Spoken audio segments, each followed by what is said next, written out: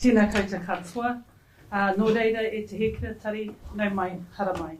It's my pleasure to welcome Secretary Blinken to Aotearoa, New Zealand for the first time following several in-person meetings we have had in Washington DC, in Europe and most recently in Jakarta.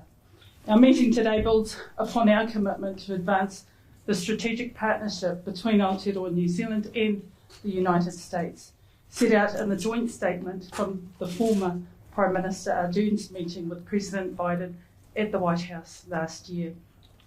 The relationship between New Zealand and the United States is strong, wide-ranging and growing. Our trade links continue to grow, with the US being our third largest trade partner, worth over $22.9 billion in two-way trade last year. We value our security relationship and our strong defence connections. We're also close partners on important 21st century challenges like space, cyber security and on Antarctica. New Zealand views the US among our closest friends, and that our commitment to the international rules-based system has been designed to protect norms that work in the interests of all states, irrespective of size.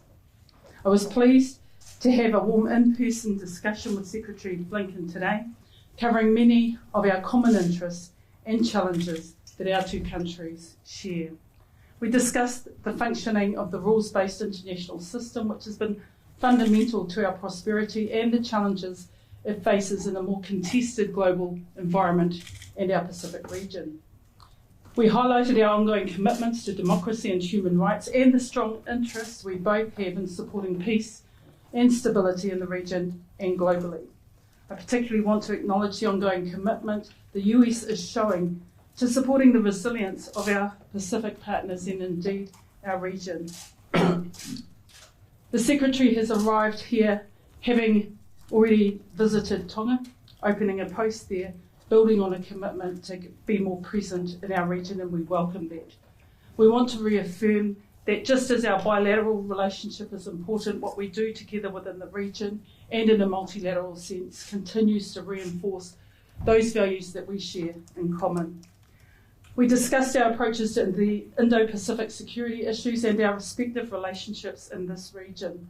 We talked about our responses to Russia's illegal war against Ukraine, and closer to home, we talked about the issues of our Pacific region and the things that we are grappling with and that we can work together on. We also spoke about ways to strengthen our bilateral relationship even further, whether that be deepening our economic ties, including through the successful conclusion of IPEF negotiations, building on strong people-to-people links that transverse families, friends, businesses, the arts like film and digital media, and links between iwi and Indigenous communities here in the United States, building off the visit of Secretary Haaland. I took the opportunity to convey New Zealand's support for the United States APEC host year this year and reiterate that we would welcome a US return to the CPTPP. In the spirit of finding new frontiers for our partnership, the Secretary and I spoke about ways to deepen our cooperation, including on technology and through bilateral dialogue on critical and emerging technologies and indeed AI. Officials will begin exploratory discussions on the scope of this dialogue later this year. As you all know, New Zealand is proudly co-hosting the FIFA Women's World Cup. There's nothing like a bit of sports diplomacy, and Secretary, we wish your team well. Welcome to New Zealand, and I'll pass the time over to you. Thank you so much, and good morning, everyone. Kia ora. Madam Foreign Minister Nanaia, thank you. Thank you for the incredibly warm hospitality, but even more than that, the incredible quality and depth of our conversations, both the working dinner that we had last night and our meetings today, and to you, to Prime Minister Hipkins, we're really grateful for it on so many levels, which I'll come to. This is my first visit to New Zealand. I was going to say as Secretary, I have to acknowledge it's my first visit to New Zealand, period. Long overdue, and some things in life actually occasionally exceed even your highest expectations, and I can safely say that's already the case. It's really wonderful to be here. The welcome ceremony that you honored us with today is something that I will never forget, and I thank you for it. Nanaia, with your permission, there is one word that I want to say about something that is not on our agenda, and that is that we are very closely monitoring the situation and developments in Niger. I spoke with President Bazoum earlier this morning and made clear that the United States resolutely supports him as the democratically elected president of Niger. We call for his immediate release. We condemn any effort to seize power by force. We're actively engaged with the Niger government, but also with partners in the region and around the world. We'll continue to do so until the situation is resolved appropriately and peacefully.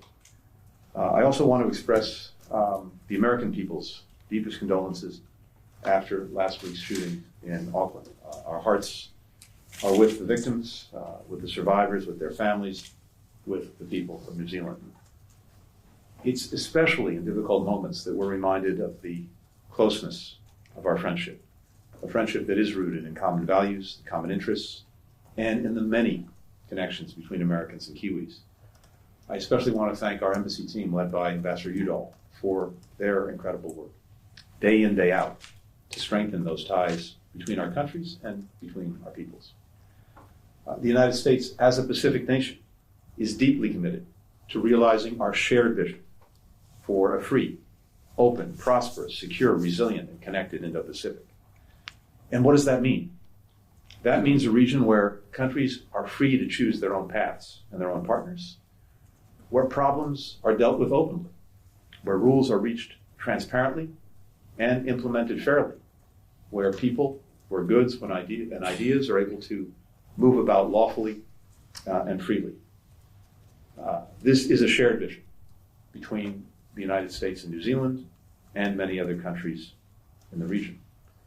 New Zealand has been a tremendous friend and leader on every issue of consequence in this region and well beyond, especially as the United States is working to revitalize our engagement with the Pacific Islands, as the Foreign Minister mentioned. Through the Partners in the Blue Pacific Initiative, our two countries are working together to deliver more effectively on shared priorities, to strengthen regional institutions like the Pacific Islands Forum, to enhance ties between our Pacific partners and those around the world. We're providing more than $810 million to support the Pacific Islands, helping, for example, to expand digital connectivity so that people can be connected and have greater opportunity, addressing climate change, promoting inclusive economic growth. And as I said as well yesterday when we were in Tonga and in our conversations here, our engagement has been positively and profoundly informed by New Zealand's deep experience in the region. We've had many conversations over the last couple of years about this. I've learned a tremendous amount from my friend and from our counterparts in the government, and that really has informed many of our own actions and engagement in the region. We're also advancing economic engagement and opportunity throughout the region. New Zealand's been a strong partner in the Indo-Pacific Economic Framework for Prosperity, which helps economies grow faster and fairer by facilitating high standards trade, by making supply chains more resilient, by promoting the clean energy transition, and also by combating corruption. We very much appreciate New Zealand's support during our APEC host year. We'll be looking forward to the APEC summit later this year in San Francisco, which is focused on creating a more interconnected, a more innovative, and a more inclusive future for all. With the Pacific on the front lines of the climate crisis, our two countries are working together to advance adaptation, to build resilience, to help other countries do the same. We're trying to unlock more climate financing and developing climate-smart agriculture. We have scientists working together researching sea level rise in the Antarctic. New Zealand has also joined the United States and the EU's global methane pledge to reduce methane emissions 30% by 2030, which is a key element of our shared commitment and effort to leave our children a more livable planet. If we're able to achieve that result and get buy-in from more and more countries to implement it, and we already have, I think, 100 countries that have signed on, it'll be the equivalent of taking all the planes out of the skies, ships off the seas, cars off the roads in terms of emissions. This can have a powerful impact. Separately, as the Foreign Minister noted, we focused on some global challenges where we're working very closely together. As Russia rages its war of aggression against Ukraine, our two countries are united in standing with the Ukrainian people and for the principles at the heart of the UN Charter that are also being aggressed by Russia. New Zealand has provided essential assistance, training Ukrainian military personnel, funding efforts to remove landmines, delivering food, clean water, healthcare, and other critical humanitarian assistance to people in need. The Prime Minister's participation at this year's NATO summit was a welcome demonstration of NATO's work with our partners in the Asia Pacific, and notably New Zealand. And our two countries stand ready to support a just and lasting peace in Ukraine, based on the principles of sovereignty, of territorial integrity, and independence. These are the same principles that underlie the rules-based international order that we have been working to uphold in this region, and indeed against those who seek to undermine them or advance an alternative version anywhere in the world. We recognize that New Zealand has long-standing, complex relationships with countries in the Indo-Pacific, just as we do, and will support all nations, freely determining their relationships and their partnerships. We also believe together that we should use those relationships, both with allies and partners and with other nations, to defend and advance our affirmative vision for the Indo-Pacific, in which countries make their own sovereign decisions, free from coercion. Ultimately, the partnership between the United States and New Zealand is rooted in our people and what we can do to help them. That means continuing to advance the rights of our indigenous communities, as Nanaia has throughout her remarkable career. It means championing LGBTQI+ rights, including through the Global Equality Fund, which New Zealand joined just last month. Investing in our people also means bringing Americans and Kiwis even closer together, whether through our Young Pacific Leaders program or, yes, on the football pitch. I cannot imagine a better co-host for the Women's World Cup in New Zealand, which has both a tremendous tradition of athletic excellence and a long-standing commitment to women's equality. As a lifelong lover of the game, participant as well, although at a rather mediocre level, I'm very much looking forward to cheering on our team this afternoon as they take on the Netherlands. But before that, we'll turn it back over to you, Nanaia, and to our colleagues here. Thank you very much. We're happy to take questions. Thank you. We'll start with Lloyd. Lovely, thank you very much. Lloyd Burr from News Hub. You've just used words like tremendous friends and close friends, Secretary of State. Is the US comfortable with New Zealand's close relationship with China? And on AUKUS, would you like New Zealand to join AUKUS, and what would be the point of that? What would be the benefit of us doing that? Second part first. On AUKUS, as we continue to develop it, as we continue to work, particularly now on the second pillar, the door is very much open for New Zealand and other partners to engage as they see appropriate going forward. New Zealand is a deeply trusted partner, obviously a Five Eyes member. We've long worked together on the most important national security issues. And so as we further develop AUKUS, as I said, the door is open to engagement. With regard to China, I think what is most striking to me, both here in New Zealand, in the region more broadly, as well as in Europe, in Northeast Asia, is an extraordinary convergence of approaches to dealing with the incredibly complex and consequential relationship that we all have with China. And I think if you look at what, or listen to what the Prime Minister has said, what the Foreign Minister has said, as well as what we've said, you'll see that convergence, that commonality of approach. From the perspective of the United States, we believe it's our obligation to responsibly manage this relationship. And that starts with engagement, as you've seen. We've been doing exactly that in recent months. I was in Beijing, followed by my counterpart, Treasury Secretary Janet Yellen, John Kerry, our climate envoy. Others will follow. We expect Chinese counterparts to come to the United States. First and foremost, it's vital that, given the intense competition that we're in, we have different visions, different views. It's vitally important that we communicate, that we make sure that the competition doesn't veer into conflict. And that really does start with talking, with engaging in a sustained way. That's exactly what we're doing.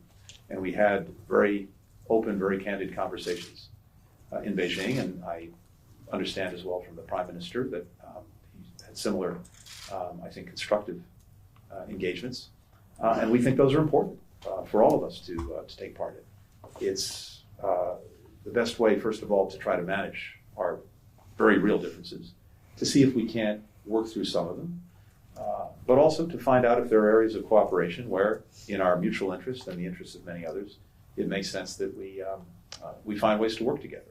So that's the course that we're on, and I think as I've seen it, as I've heard it expressed, and as I've seen it carried out in practice, we have almost exactly the same approach as our partners here, throughout the region, and in Europe. Thank you. Abby. Mr. Secretary, Abby? as you mentioned, significant developments in Niger overnight as President Bazoum was seized and his residence blocked. After speaking with the President earlier today, do you agree with African organizations who are calling this an attempted coup? Are U.S. Embassy personnel on the ground safe, and how will this impact your counterterrorism operations in the region? And Foreign Minister, how concerned are you that new policing and defense agreements between China and the Solomon Islands will undermine agreed-to Pacific security norms? And has Prime Minister Sagovare responded to your calls to immediately publish the details of the deal? I'm happy to start. Abby, we are greatly concerned about the developments in Niger. And as I mentioned, I spoke with President Bazoum a few hours ago and made clear that we strongly support him as the democratically elected president of the country. I've also been in contact with other counterparts, including our French counterparts. Our team at the State Department has been in very close contact with partners in Africa, as well as with the leading organizations in Africa, the African Union, ECOWAS, et cetera. And I think what you're hearing across the board, but I'll speak just for the United States, is a strong condemnation of any effort to seize power by force and to dispute and disrupt the constitutional order. Whether this constitutes a coup technically or not, I can't say. That's for the lawyers to say. But what it clearly constitutes is an effort to seize power by force and to disrupt the Constitution. So we are calling for the immediate release of President Bazoum. We're calling for the immediate respect for the rule of law and for public safety. And we're doing that in, I think, chorus with many others who've spoken out today as well, including the economic community of West African states, ECOWAS. We're monitoring the situation very, very closely. We're, as I said, in communication with governments throughout the region and beyond. Our own strong economic and security partnership with Niger depends on democratic governance and respect for the rule of law. In terms of our embassy, we've of course been in very close contact with our team there. They released a security alert advising U.S. citizens to limit any unnecessary movements, avoid the affected area until further notice as the situation evolves. And the embassy is doing what it always does in these situations, which is to conduct a full accountability of all of its official personnel and family members, and of course we're messaging the American community. So we're keeping a very close watch on this.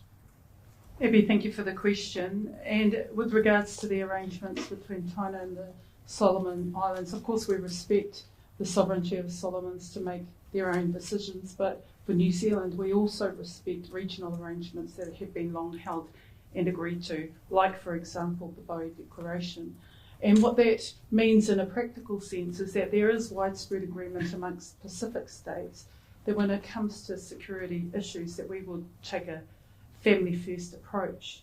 And so these arrangements that have been reached, we have raised our concerns because of the lack of openness and transparency around the full nature of these agreements, the potential impact for the region, because we know a family first response is one that seeks to preserve regional security and regional sovereign interests. And anything that might impact on that should be made clear to other Pacific partners. And that's why we'll continue to push on the Solomon Islands, PM Sagovare, to make clear what the full extent of those arrangements are so that we can assess what it means for our region. This is a question for Secretary Blinken. Jessica Mackay from Television New Zealand. A two-part question, if I can. Firstly, on the issue of Ukraine, are you confident that that the counteroffensive has begun, and how hopeful are you of its success? And also, what would it take for the US to rejoin the CPTPP? Great. Thank you very much.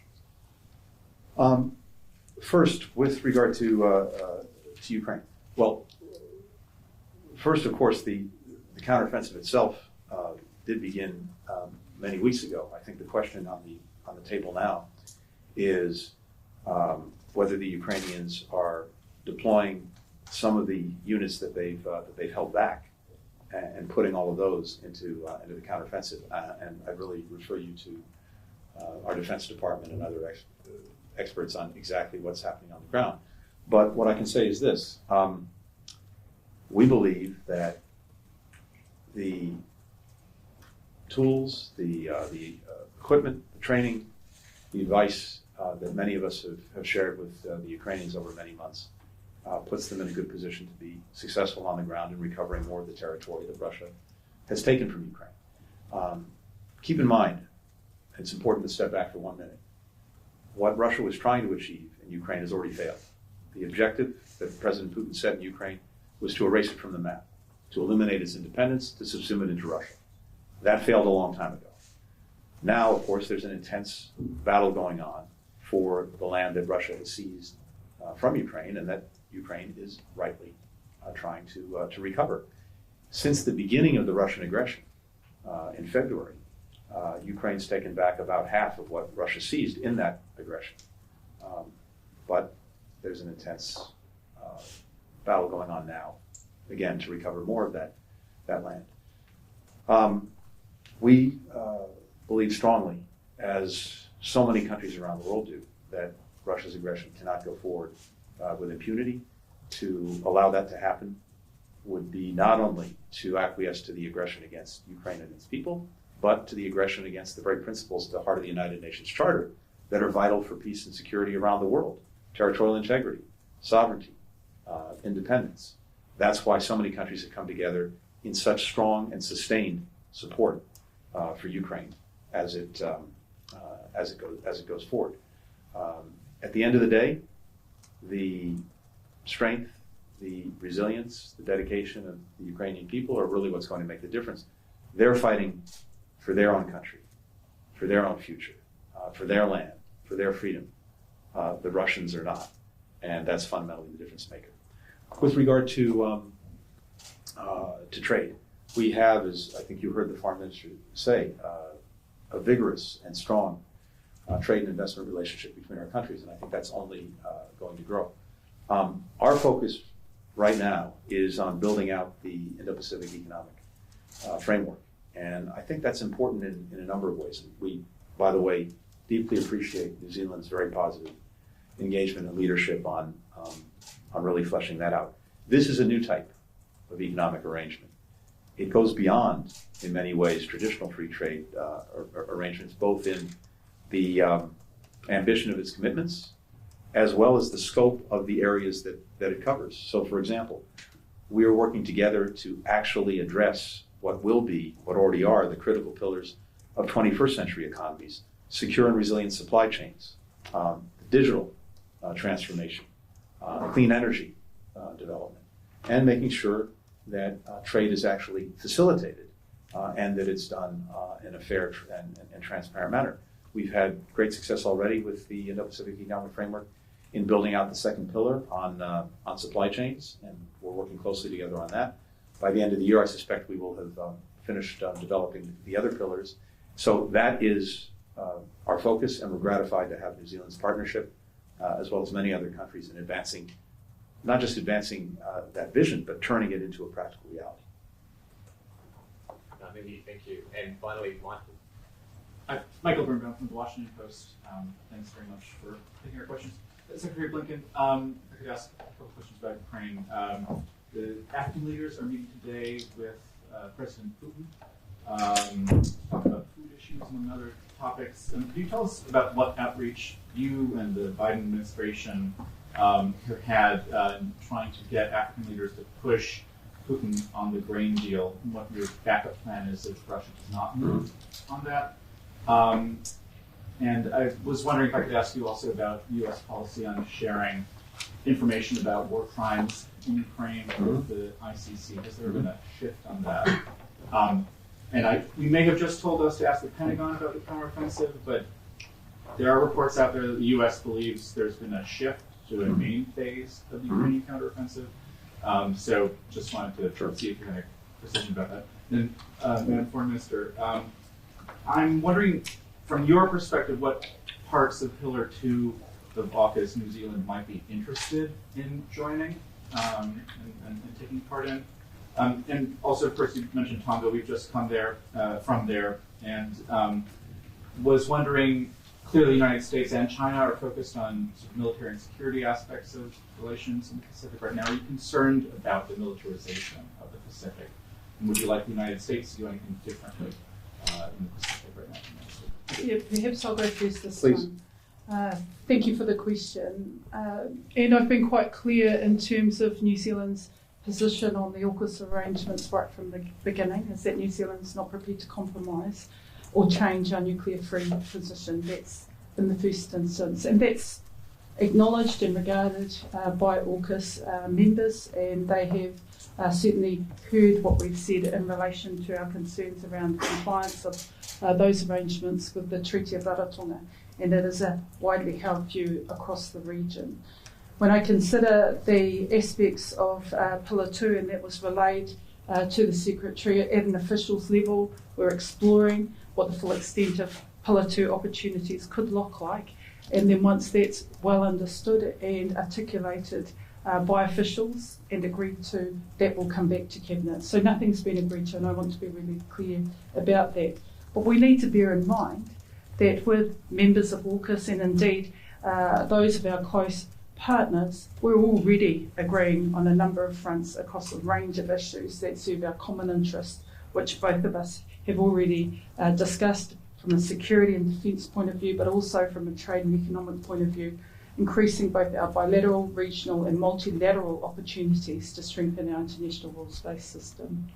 In relation to the China-US question that you pose with regards to the Pacific region, it would be fair to say that Pacific partners themselves have articulated that the greatest security threat in our region is climate change, and therefore they, like us, are welcoming a different conversation about how partners help to meet and rise to the challenge of climate impacts within the region, and what that can do to build different types of opportunities to strengthen the resilience of the region, the security of the region, and the relationships that are committed to seeing this region be no worse off.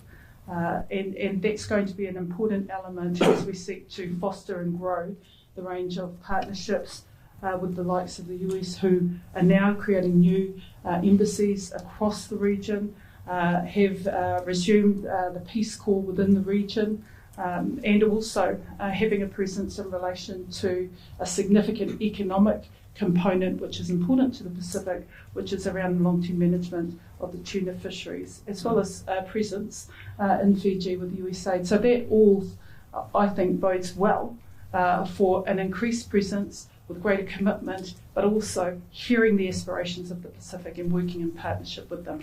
It's something that New Zealand takes very seriously with our Pacific partners, and it does help our long-term vested interest in ensuring greater peace, prosperity and stability for our region. Michael, with regard to the grain initiative in Africa, first to take a step back, and you've heard me say this before, but I think it's always very important to put this in perspective. As we all know, that initiative never should have been necessary in the first place. The only reason there is a Black Sea Grain Initiative, or there was until Russia pulled the plug on it again, is because Russia invaded Ukraine, and then having invaded Ukraine, it blockaded its ports, preventing Ukraine from exporting its grain, its wheat, its food products to the world. And so many countries around the world depend on those products, and also depend on those products being on the market so that prices are kept low. So having said that, of course, the United Nations, Turkey, helped initiate this project to make sure that grain, wheat, other products were getting out. And during its pendency, before Russia tore it up, just a week or so ago, something like almost 35 million tons of food products had gotten out through that initiative to world markets. Half of those products or more were going to the developing world. 2/3 of the wheat going to the developing world. As a result, supplies were there, prices were kept lower. As I've mentioned before, it was the equivalent of exporting 18 billion loaves of bread through this one corridor that Russia has now shut down. So that's the context in which this is happening. From day one, going back to the initial Russian aggression, we've been in very close contact with partners throughout Africa, particularly on the question of food security. We had a special session when we were in the presidency of the Security Council a year ago in May, in which we focused on food insecurity. That's been the product of a confluence of things over the last few years, to include climate, to include COVID, and unfortunately to include conflict, and notably the Russian aggression. All those things have come together to make food supplies more challenged and to increase prices. So we know that particularly for countries in Africa, this is an acute problem. And the United States, going back a long time, has been trying to lead the response to be part of the solution. Since the aggression against Ukraine by Russia, we've contributed an additional $14.5 billion to global food security. Some of that for emergency assistance to help countries, particularly in the developing world, that were in need. Some of it going to help their sustainable productive capacity. On the margins of that UN meeting that I mentioned, I pulled together colleagues from about 10 African countries. Again, this is a year ago May, to hear from them what they were looking for, what they needed from all of us to address this challenge. And what I heard was not only the emergency assistance, which is deeply appreciated, but also investments in their long-term productive capacity. When we had the Africa Leaders Summit that President Biden convened and had African leaders together for 3 days in Washington, this was a big focus of our work and ongoing efforts. Parenthetically, the United States contributes about half of the budget of the World Food Program. Russia contributes about 0.02%. So that gives you some idea of who's the solution and who's the problem. In the immediate, yes, we've been in very close contact with countries throughout the developing world, and notably countries in Africa. I think it's very clear from the responses that you've already seen that they know exactly who's to blame for this current situation, the current predicament, with Russia pulling out of the Black Sea Grain Initiative. And it wasn't only pulling out. What have they done since they pulled out? They've repeatedly bombed the port of Odessa.